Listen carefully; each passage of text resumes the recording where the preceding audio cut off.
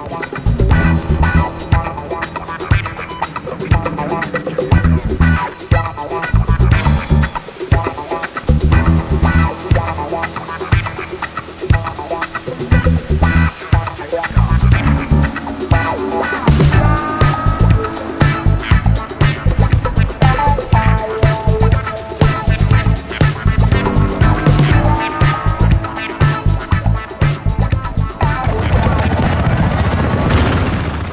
can repair bridges now in Battlefield 4, and with that, welcome to Dragon Valley, the brand new Battlefield 4 map that came out yesterday. It's actually a remake of a Battlefield 2 map.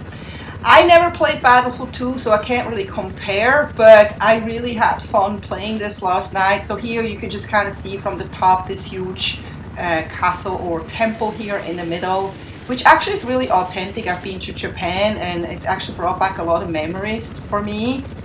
And yeah, this map is definitely huge. I don't know if it's the biggest map, but it seems to be like one of the biggest maps. And this tree did not like me, so I crashed right there. But most of the time I actually take ATVs because they're just super. You can just outmaneuver tanks and you can get around like really fast with those. And you know, unfortunately there are not always ATVs around or vehicles in general, and you just end up running a lot. And a lot of times when you just run around in an open space like this, you are just a lot more vulnerable than when you obviously sit in a tank or when you can just fly overhead high up and get to the next point. But you know, once in a while I join a tanker and I try to get some kills this way. But most often I actually end up leaving the tank and I just run around, take care of the enemies on foot, because that's much faster and much more effective, because the tanks are just so clumsy. And especially if you have a tank driver that's kind of driving right in the middle of the enemies, you just get blown up by C4 sooner or later anyway. So I think, you know, for me, infantry playing is still the most effective way. And yes, I'm still sick, believe it or not. I got sick 3 weeks ago, and I have some kind of bronchitis or something going on. So my lungs are not loving me right now. And I have a hard time breathing, and maybe you hear that, but hopefully I got some meds yesterday. Hopefully this will soon get better. So what else did we get besides this huge, beautiful map to play all the game modes on? This map actually includes North Shore Canals, believe it or not. It's called North Shore Canals 2015, and it's kind of like from here that you see right now from the power station down to the right, down by the water. And you can see some cranes and some containers, and that's North Shore Canals 2015. And I can actually not wait to check that out. You can only play that when you play in the Team Deathmatch game mode. But so far I'm still enjoying Conquest a lot. I'm probably going to try like Rush and some other game modes here just to see the differences. And I'm pretty sure those are all going to be awesome because the map is huge enough to just basically play any game mode on. So besides the maps, we also got fixes and, you know, bug fixes and just issues that were existing. So they did, for example, update the Desert Eagle dog tag unlock, and they fixed the issue where players sometimes look like they slide after being revived. And they also did fix a so-called Suzu jump. I don't even know what that actually is, but what I'm really glad they fixed is an issue where an underwater sound effect would be playing when spawning into any level. Or actually, even when you were in the water before and you ran out of the water, you just kept hearing the bubbles, and it just didn't go away until you died. So I'm actually really glad, because that's kind of annoying. And then they also fixed another audio issue where VO is no longer triggered when you pass through anti-theft security systems on Siege of Shanghai. Not really sure what that means, but you probably know. And then they changed the timeout to replace the squad leader to 60 seconds from 30 seconds. And they fixed an issue where any squad member leaving the squad clears the other. Then they also fixed a vaulting issue with split window indestructible Tibet buildings used in several maps. The crossbar is now automatically destroyed when both panes of glass are taken out.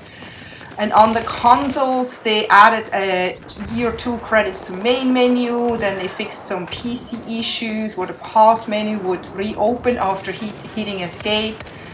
And they had some region filters for all platforms. They have also made some weapon adjustments which had incorrect magazine sizes. So the Ace 23 has now 35 instead of 30. The CC 381, I don't know if I say that right, has now 30 instead of 20. The JS2 has 30 instead of 50. And then 93R has 15 instead of 16. So they just corrected that. I don't know if those actually magazine sizes were just listed incorrectly or if you actually had that type of bullets. I don't know if you actually really had 50 bullets in the JS2, but I remember having seen that and I was like, wow, that's really awesome. Magazines with 50 bullets that shoot like that fast, that's pretty cool. But then they did a lot of other, they did RPM corrections, caliber corrections, they did the DMR damage drop-off balance tweaks, they did rangefinder max range for the SR338, they did weapon appearance where the paint was missing on some of the weapons. Then they did the engineer repair tool, repair rate, they fixed that or adjusted it. They did add that you can customize your parachute now.